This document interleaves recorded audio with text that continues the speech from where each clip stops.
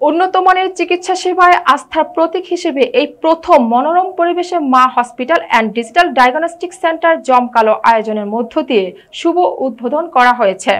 শুক্রবার বিকেলে নারায়ণগঞ্জের সোনারগাঁও উপজেলার জামপুর ইউনিয়নের তালতলা এসএ খোকা সেন্টার মা হসপিটাল অ্যান্ড ডিজিটাল ডায়াগনস্টিক সেন্টারে অনাড়ম্বর পরিবেশে ফিতা কেটে এবং মিলাদ ও দোয়ার মাধ্যমে উক্ত হাসপাতালের শুভ উদ্বোধন করেন বিশিষ্ট ওলামায়ে কেরামগণ ও এলাকার গণ্যমান্য ব্যক্তিবর্গরা।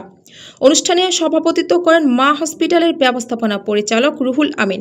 অনুষ্ঠানে আমন্ত্রিত অতিথি হিসেবে উপস্থিত ছিলেন সাবেক প্রতিমন্ত্রী ও বিএনপির জাতীয় নির্বাহী কমিটির অন্যতম সদস্য অধ্যাপক মোহাম্মদ রেজাউল করিম, উপজেলা বিএনপির সাবেক সভাপতি খন্দকার আবু জাফর, মাওলানা আবু বকর সিদ্দিকী, সোহেল আহমেদ খোকা, বিল্লাল হুজুর, ডাক্তার রাজ দত্ত, শেখ আলমগীর, ওহিদ আরমান, ডাক্তার, নার্স সহ বিভিন্ন এলাকার গণ্যমান্য ব্যক্তিবর্গরা উপস্থিত ছিলেন।